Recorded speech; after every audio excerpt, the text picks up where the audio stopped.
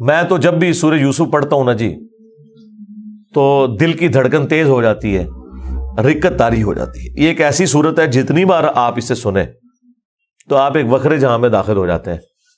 کیا سوز و گداز ہے، ایک شخص جو اللہ کا پیغمبر ہے اسے اپنے بھائیوں سے تکلیف اٹھانی پڑ رہی ہے جو کہ خود ایک پیغمبر کی اولاد ہے، کافر بھی نہیں ہے، اور پھر اللہ تبارک و تعالیٰ انہیں کہاں سے اٹھا کر اس وقت کی جو سب سے بڑی آپ سمجھ لیں امپائر تھی اس کی سب سے کریٹیکل پوسٹ کے اوپر پہنچا دیتے ہیں۔ اور بیسیکلی اس میں نبی الاسلام کو بھی تسلی تھی کہ آج تو آپ کو مشرکین عرب کی تکلیفیں اٹھا کر مکے سے مدینے ہجرت کرنی پڑ رہی ہے، لیکن ایک دن آئے گا کہ آپ فاتح کی حیثیت سے مکے میں واپس آئیں گے۔ جس طرح آپ کے قبیلے کے لوگوں نے، قریش نے، جو اعلان نبوت سے پہلے آپ سے اتنی محبت کرتے تھے کہ آپ کو صادق اور امین کہتے تھے، اس لیول پہ آپ سے دشمنی نبھائی کہ آپ کو اپنا علاقہ چھوڑنا پڑ گیا۔ ایک دن آئے گا انہی لوگوں میں آپ فاتح بن کر آئیں گے اور اس وقت آپ بادشاہ ہوں گے، اللہ کے خلیفہ ہوں گے، اختیار آپ کے پاس ہوگا۔ جس طرح کہ یوسف علیہ السلام کو ان کے بھائیوں سے تکلیف پہنچی اور انہوں نے ان کو بیچ دیا، وہ غلامی کی زندگی انہیں گزارنی پڑی، اس کے بعد جیل کی زندگی، اور الٹیمیٹلی اللہ تعالیٰ نے انہیں مصر میں آپ سمجھ لیں بے تاج بادشاہی بنا دیا۔ لیکن وہاں پہ بھی اینڈ رزلٹ کیا نکلا؟ لا تثریب علیکم اليوم، آج کے دن میں تم پہ کوئی گرفت نہیں کروں گا۔ اور یہاں پر بھی نبی علیہ السلام بھی جب آپ کو پتا ہے مکے میں داخل ہوئے تو آپ نے وہی الفاظ دہرائے جو یوسف علیہ السلام نے دہرائے تھے، لا تثریب علیکم اليوم، آج میں تم پہ کوئی گرفت نہیں کروں گا۔ یار یہ اخلاقیات پیغمبروں کے ہی ہوتے ہیں، یہ حوصلہ پیغمبروں کے اندر ہی ہوتا ہے۔ اللہ تعالیٰ ایک خاص انہیں یہ ملکہ دے دیتا ہے، وہ اپنے نفس پر اتنا قابو پا لیتے ہیں کہ اپنے دشمنوں کے لیے اتنا نرمی کا رویہ تمام اختیار کے باوجود، یہ نبیوں کا ہی خاصہ ہے۔ اللہ تعالیٰ ہمیں بھی اس طرح کے اخلاق میں سے حصہ عطا فرمائے، آمین۔ اچھا، ایران والوں نے یوسف علیہ السلام کی پوری یہ جو بایوگرافی سورہ یوسف میں آئی ہے، اس کے اوپر ایک تفصیلی فلم 45 اقساط کے اوپر بنائی ہے فارسی زبان کے اندر، اور کئی زبانوں میں اس کی ڈبنگ ہو چکی ہے۔ عربی کے اندر ہو چکی ہے ڈبنگ، اردو زبان کے اندر پیغام والے جو ہیں کراچی کے پروفیشنل ڈبنگ انہوں نے کی ہے۔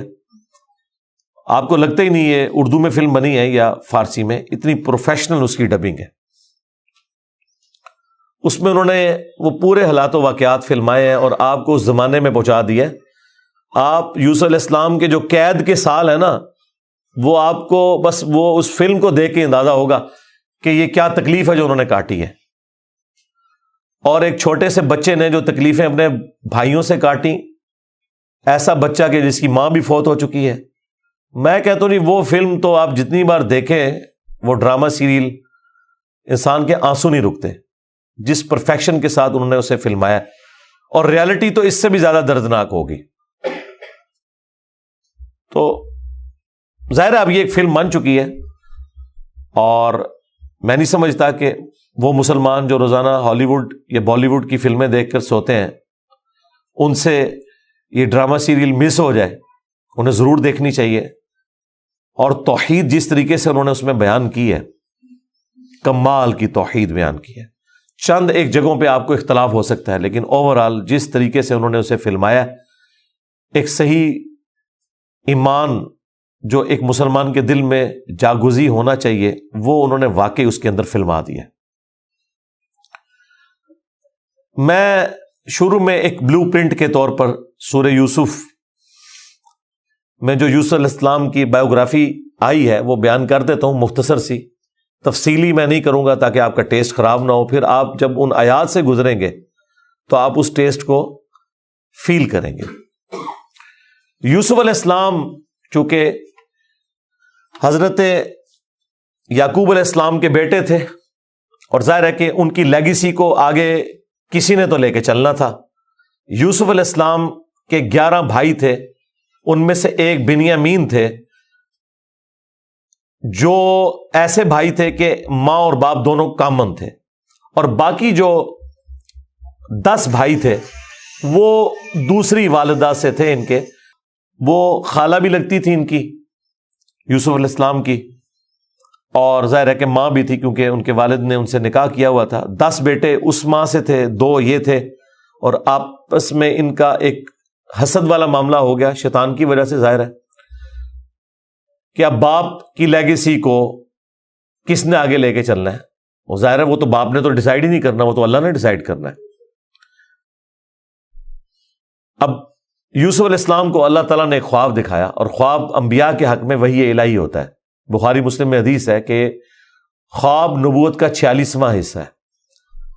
حضرت ابراہیم علیہ السلام کو بھی خواب میں ہی دکھایا گیا تھا، سورہ صافات میں آتا ہے کہ میں اپنے بیٹے کی قربانی کر رہا ہوں، اسی لیے انہوں نے اسے ایگزیکیوٹ کرنے کی کوشش کی، اور اللہ تعالیٰ نے فدیہ بھیج دیا، لیکن ایگزیکیوٹ اتنی بڑی ایکٹیویٹی کو کرنا کہ بیٹا قربان کرنا، اسی لیے تھا کہ وہ وحی الہی تھا۔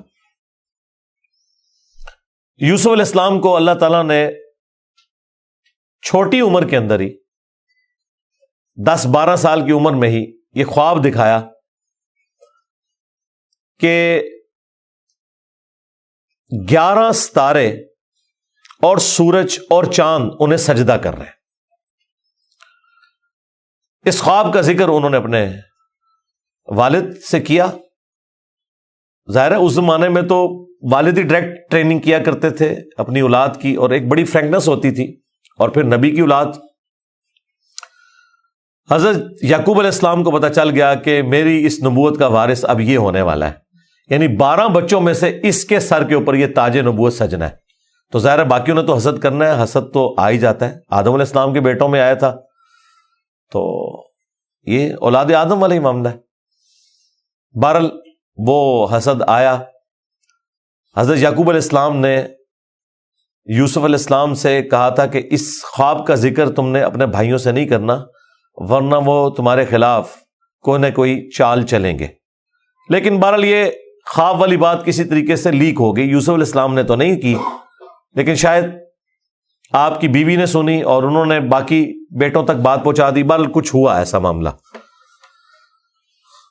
اور ان کو اس اعتبار سے بھی اشارے مل گئے کہ یوسف علیہ السلام کے ساتھ زیادہ برتاؤ ایکسٹرا آرڈنری کرتے تھے یعقوب علیہ السلام، کیونکہ انہیں پتا تھا کہ یہ اللہ کے پیغمبر ہیں، اور انہوں نے اس توحید کی دعوت کو میرے بعد آگے لے کر چلنا ہے۔ حضرت یعقوب علیہ السلام کے جو باقی بیٹے تھے 10، 11واں تو خیر وہ چھوٹا تھا، وہ ان کا چھوٹا بھائی تھا، اس کے ساتھ تو مسئلہ کوئی نہیں تھا۔ وہ 10 بیٹوں نے اپنے باپ سے کہا کہ ہم دیکھتے ہیں کہ آپ بڑے پوزیسو ہیں یوسف کے معاملے میں، اسے آپ ہمارے ساتھ بھیجیں، یہ بھی ہمارے ساتھ کھیلا کودا کرے، جب ہم اپنے جانوروں کو چرانے کے لیے لے جاتے ہیں تو اس کو بھی ساتھ لے جائیں گے، تھوڑی اس کی بھی آؤٹنگ ہو جائے گی۔ تو حضرت یعقوب علیہ السلام کو یہ بات کلک کر گئی کہ یہ کچھ کرنا چاہتے ہیں، ان کو تو اندازہ ہی نہیں تھا کہ اتنی بڑی آزمائش ان کا انتظار کر رہی ہے۔ یار 40 سال کی جدائی آپ امیجن کریں، اور قرآن میں آیا کہ وہ نابینا ہو گئے تھے رو رو کے، اس تکلیف سے وہ گزرے۔ تو انہوں نے کہا کہ مجھے خطرہ ہے کہ تم یوسف کو صحیح طریقے سے دیکھ بھال اس کی نہیں کرو گے، کیئر لیس ہو جاؤ گے، چھوٹا بچہ ہے، کوئی بھیڑیا اس پہ حملہ آور نہ ہو جائے۔ انہوں نے کہا ہمارے ہوتے ہوئے 10 بھائی جس کے ہوں تو پھر تو ہم پھر نام کے ہی جوان ہوئے۔ بہرحال وہ تقدیر میں لکھا تھا، ایسا تو ہونا تھا۔ یوسف علیہ السلام نے وہاں پہنچنا ہی تھا جہاں اللہ تعالیٰ نے انہیں اتنا بڑا منصب عطا کرنا تھا۔ وہی ہوا، تنگ آ کے یعقوب علیہ السلام نے اجازت دے دی، وہ لے گئے یوسف علیہ السلام کو، اور پلان یہ بنایا کہ اسے قتل کریں گے۔ لیکن ایک بھائی تھا جو آڑے آ گیا، اس نے کہا قتل نہ کرو، ہے تو ہمارا بھائی، ہم اسے کسی کنویں میں ڈال دیتے ہیں۔ اور ان زمانوں میں جو قافلے گزرا کرتے تھے وہ کنویں پہ پانی کے لیے رکتے تھے، تو ہو سکتا ہے کہ کوئی نکالے تو یہ اس کے ساتھ ہی چلا جائے، جان چھوٹ جائے، قتل نہ کرو۔ اور اس میں وہ یہ بھی کہتے ہیں کہ ہم اس وقت تو یہ ایکٹیویٹی کرتے ہیں، پھر بعد میں اللہ سے توبہ مانگ لیں گے، اللہ تعالیٰ بڑا بخشنے والا مہربان ہے، جو کچھ بھی ہے تیرے محبوب کی امت سے ہے۔ یہ بھی قرآن میں نقل ہوا ہے، وہی سیم مینٹالٹی آگے چل رہی ہے، بعد میں نیک بن جائیں گے۔ اور انہوں نے ڈرامہ بازی یہ کی کہ یوسف علیہ السلام کے کرتے کے اوپر کسی بھیڑیے کا خون مال لیا اور کہا کہ ہم تو اسے سامان کے پاس چھوڑ کے گئے تھے، پیچھے سے بھیڑیا آیا اور یوسف کو کھا گیا، اور یہ اس کی قمیض ہے۔ عشاء کے وقت روتے ہوئے آئے، رات کے وقت قرآن کے الفاظ ہیں۔ حضرت یعقوب علیہ السلام کو سمجھ آ گئی کہ یہ میری آزمائش شروع ہو گئی ہے، کیونکہ توحید ایک ننگی تلوار ہے۔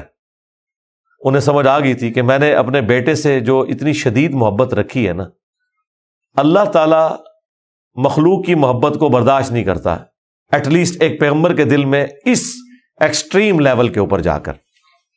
تو میری آزمائش شروع ہو گئی اب۔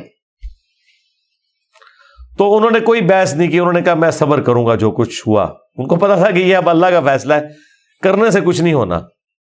جو کوئی تھوڑی بہت کوشش کی وہ کی، انہیں اینڈ پہ ان کا میں اب صبر ہی کروں گا، جو اللہ اس کے لیے فیصلہ کرے وہی ہوا۔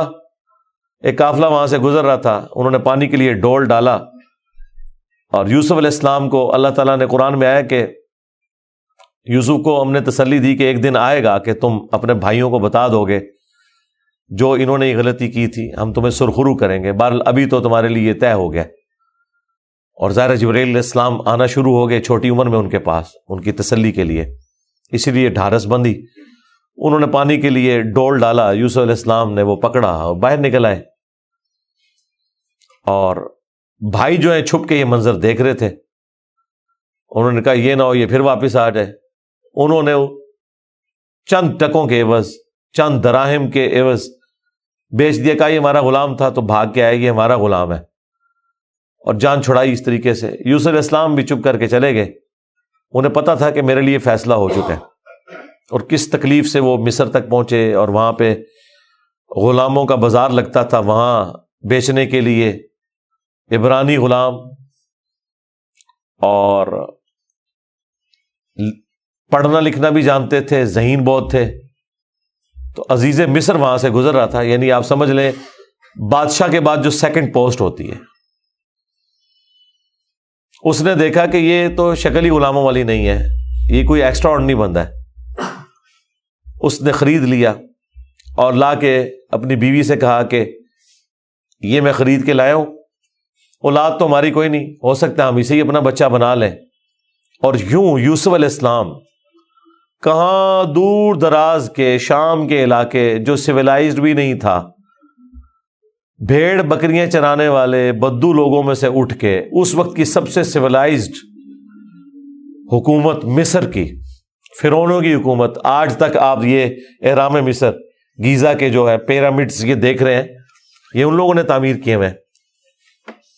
وہاں پہنچ کے، اور قرآن کے الفاظ ہیں کہ ہم نے یوں اس کے لیے معاملہ آسان کر دیا کہ وہ عزیز مصر کی تربیت میں رہے اور علم حاصل کرے۔ ظاہر ہے کہ وہ کتنی بڑی بڑی میٹنگز ہوتی ہوں گی، جس میں میٹنگ کا ارینجمنٹ کرنا، کھانے پینے کا ارینجمنٹ کرنا، اور ایک خادم کی حیثیت سے باتیں بھی سنتے ہوں گے۔ یوں اللہ تعالیٰ نے ان کی لرننگ کروائی، اور یوں وہ جوانی کی عمر کو پہنچ گئے۔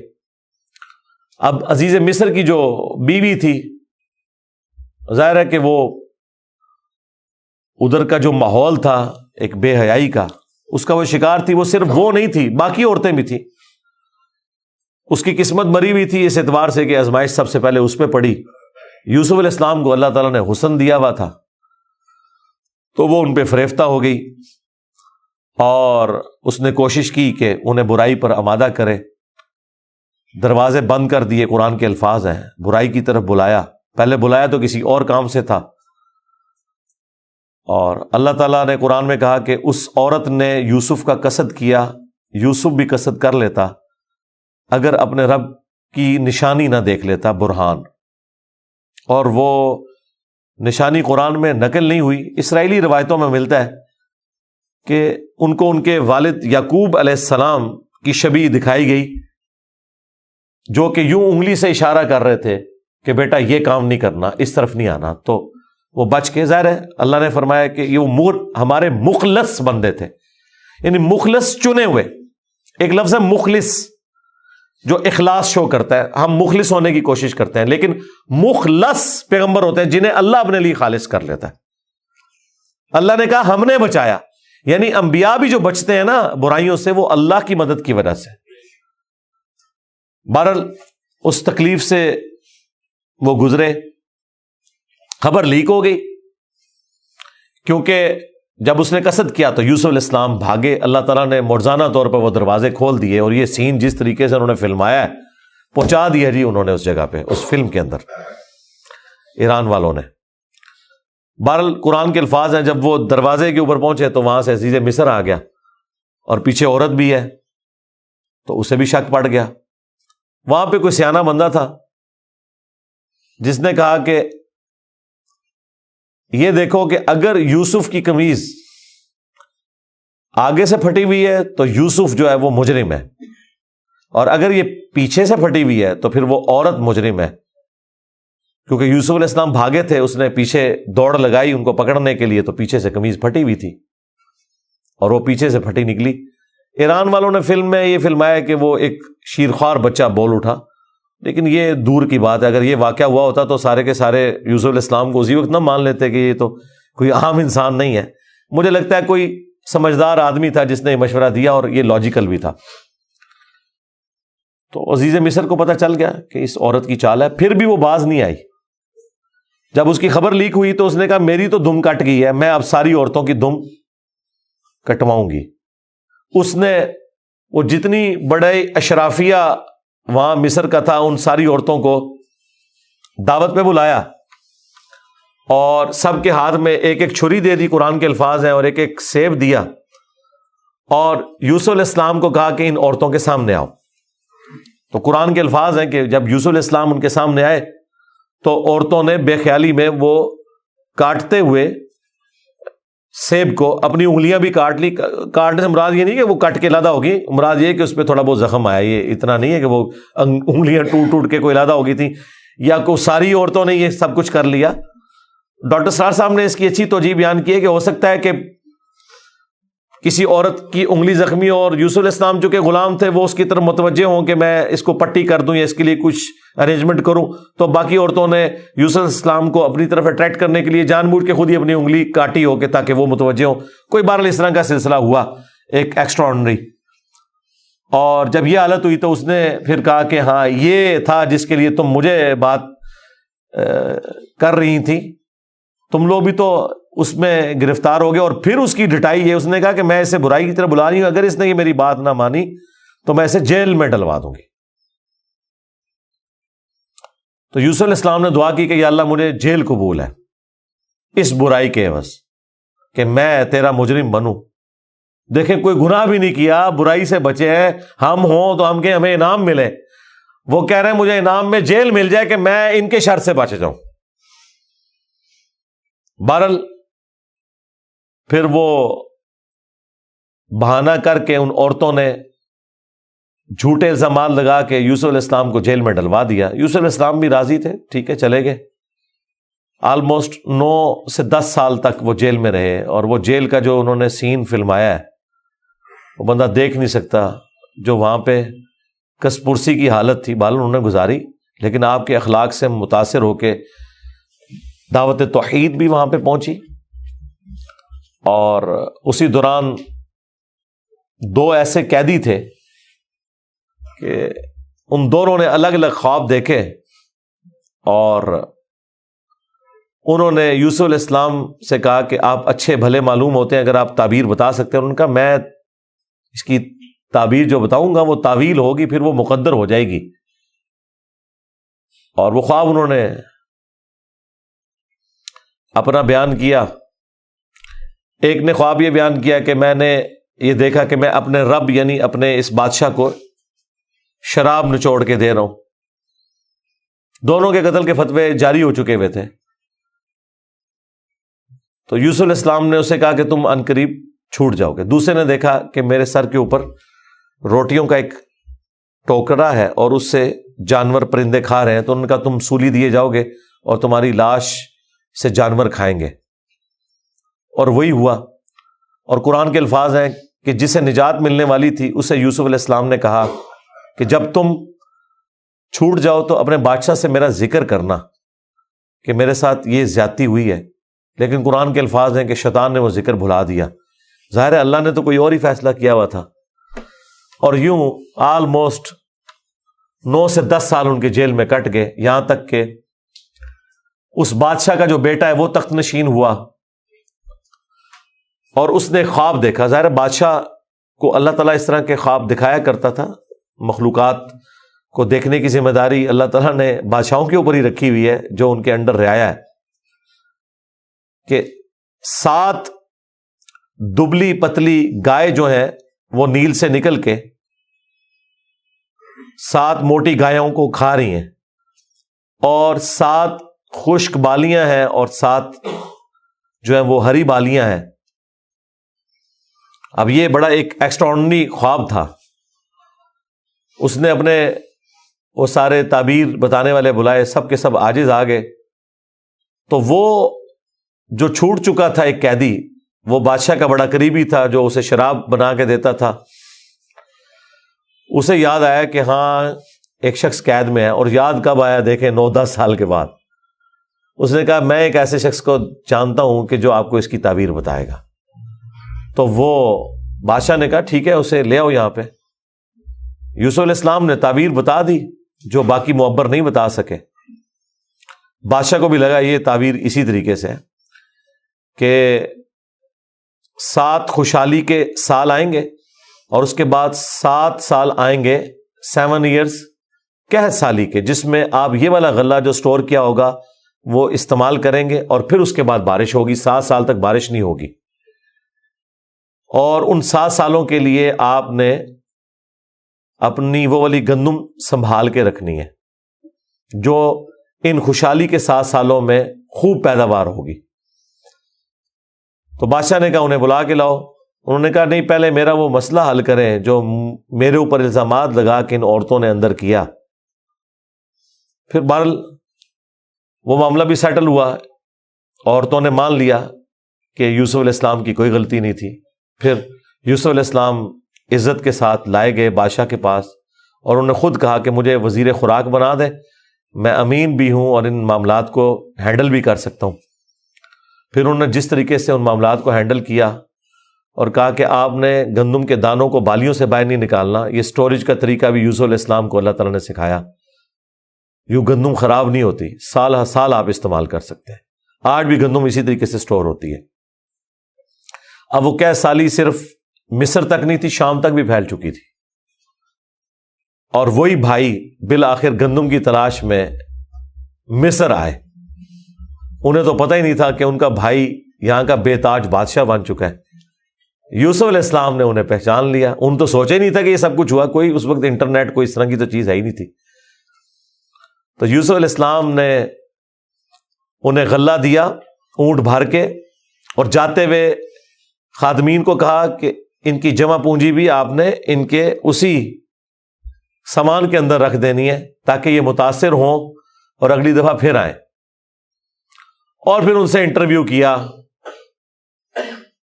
تو انہوں نے کہا ہمارے تو اس طرح بھائی ہیں, ایک بھائی ہے وہ ہمارے والد صاحب تو اس کو اپنے سے جدا نہیں ہونے دیتے, اس کے اندر وہ اپنے اس بیٹے کو تلاش کرتے ہیں جسے بھیڑیا کھا گیا تھا, اور وہ بیٹا سامنے تھا. یوسف علیہ السلام کے بارے میں اللہ تعالیٰ فرماتا ہے کہ یوسف علیہ السلام یہ باتیں سن رہے تھے اور دل ہی دل میں کہہ رہے تھے کہ تم ظالم ہو, لیکن اللہ کی طرف سے اجازت نہیں تھی.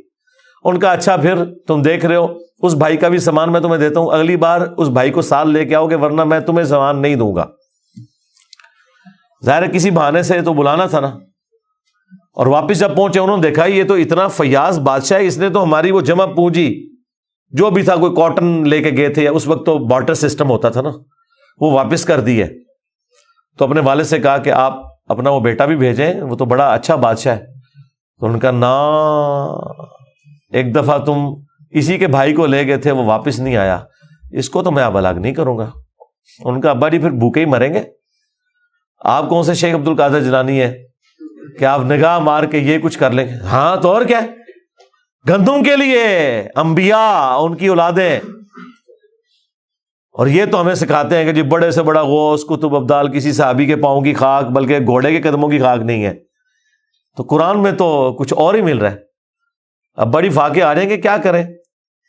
ان کا ٹھیک ہے بس دوسرا بھی اب دیتا ہوں. اور پھر اس میں انہوں نے ایک جملہ بولا کہ قریب ہے کہ اللہ تعالیٰ مجھے میرا یوسف بھی واپس کر دے. انہیں پتا چل گیا کہ ابھی بھی میری آزمائش باقی ہے. میں نے یوسف کو بنیامین میں تلاش کرنا شروع کر دیا تھا. ابھی بھی وہ والی کامل توحید جو اللہ کو ریکوائرڈ ہے نا,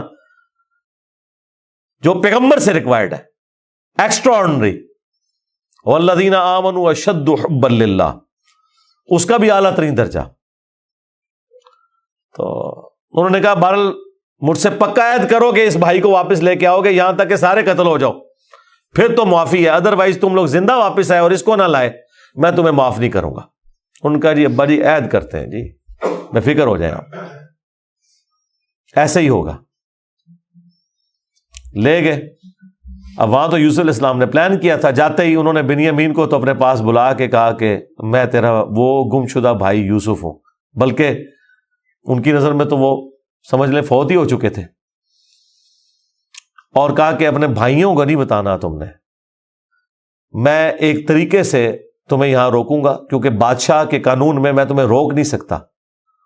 تو اس کے لیے قرآن میں الفاظ ہیں کذالک کدنا لیوسف, ہم نے یوسف کو یہ تدبیر سکھائی تھی, ایک ہیلا سکھایا کہ وہ بادشاہ کا ایک قیمتی پیالہ تھا جو بنیامین کے سامان میں انہوں نے واپسی پہ رکھوا دیا, اور جب وہ واپس جانے لگے تو پیچھے سے آواز لگائی گئی قافلے والوں تم چور ہو. اور یوسف علیہ السلام کو پتا تھا کہ بنی اسرائیل میں چوری کی سزا یہ ہے کہ وہ شخص پھر غلام بن جاتا ہے جس کی اس نے چوری کی ہوتی ہے. ان کا بتاؤ اگر کوئی چور نکلا, ان کا جی جس کے سامان میں نکلا وہ آپ رکھیں اس بندے کو. تو انہوں نے مختلف جگہ سے شروع کیا, بنیامین سے سٹارٹ نہیں کیا ورنہ تو پلان ڈسکلوز ہو جاتا. الٹیمیٹلی بنیامین کے سامان میں سے نکلا. تو انہوں نے کہا ہاں اس کا بھائی بھی اسی طرح چور تھا, اندازہ کریں ہر جگہ وہ ٹھونگ مارتے سن نال نال.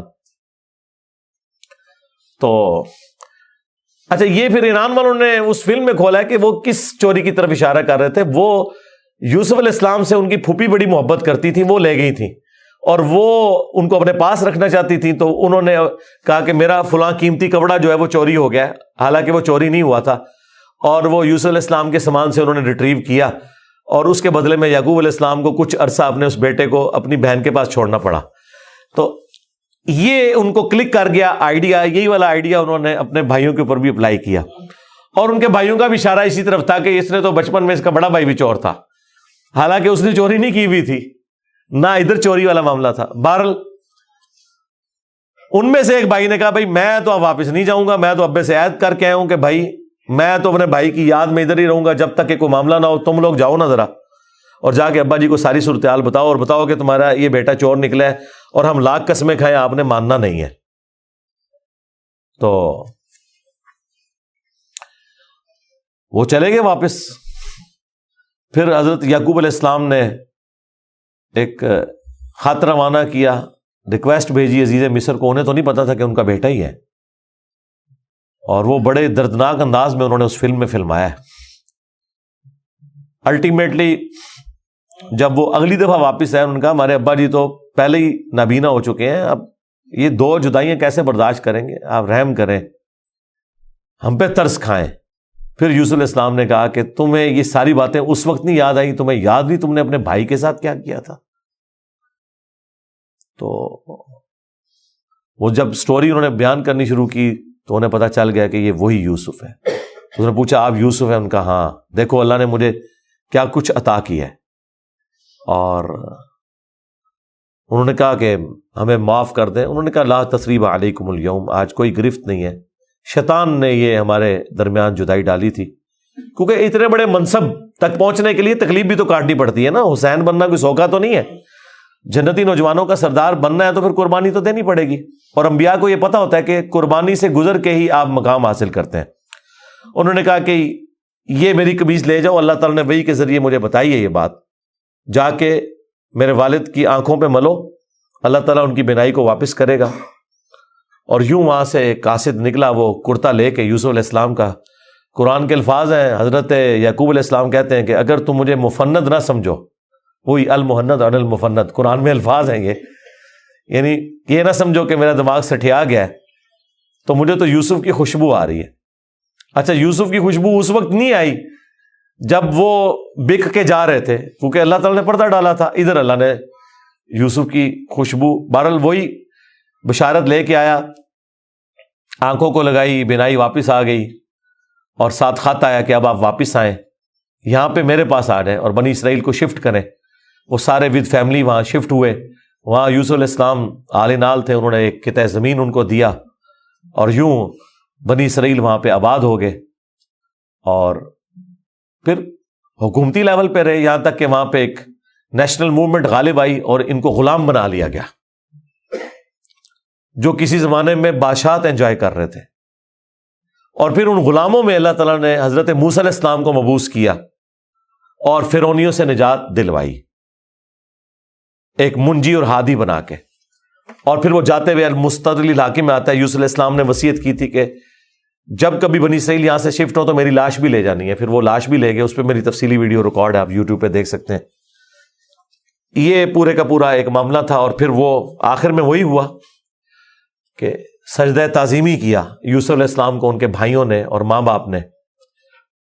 ان زمانوں میں سجدہ تعظیمی جائز تھا, جس طرح کہ آدم علیہ السلام کو فرشتوں نے کیا, اور اس امت میں حرام ہو گیا. ابو داؤد میں اور ترمذی میں حدیث ہے کہ اگر میں سجدہ تعظیمی جائز سمجھتا تو بیویوں سے کہتا کہ اپنے خامدوں کو کریں اس حق کے سبب. ابو داؤد میں تو الفاظ ہیں, ایک صحابی نے حضور کو سجدہ کیا, آپ نے فرمایا سر اٹھا کیا کر رہا ہے, جب میں فوت ہو جاؤں گا تم میری قبر سے گزرو گے تو کیا مجھے سجدہ کرو گے؟ انہوں نے کہا نہیں یا رسول اللہ. فرمایا مجھے کیوں سجدہ کر رہے ہو؟ اگر میں سجدہ جائز سمجھتا تو بیویوں سے کہتا کہ اپنے خامدوں کو کریں. اور یہ سجدہ تعظیمی, سجدہ عبادت ہمیشہ سے اللہ کے لیے رہا ہے.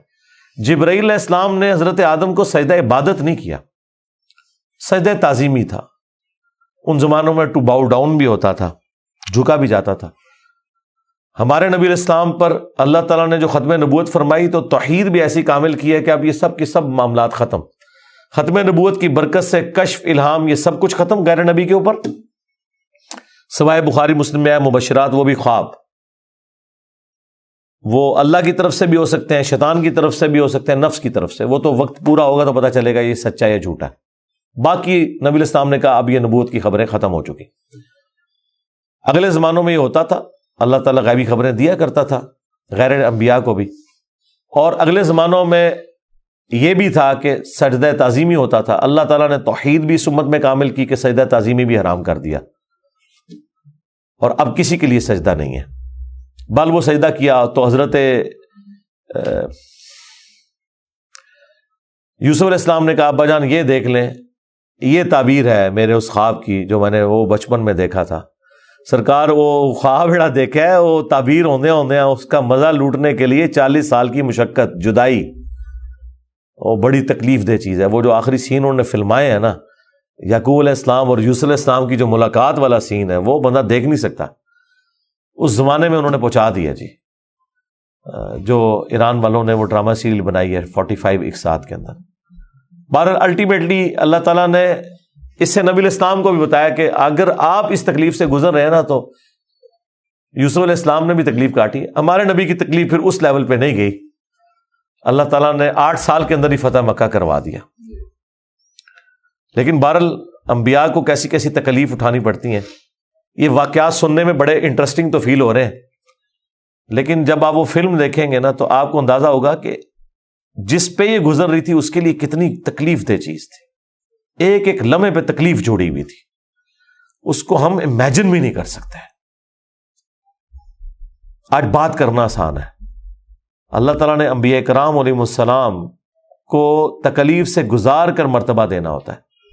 ہمارے نبی علیہ السلام کو بھی اللہ تعالیٰ نے اتنا جو اعلیٰ مقام عطا فرمایا تو اس کے اگینسٹ پھر انہیں تکلیف بھی برداشت کرنی پڑی.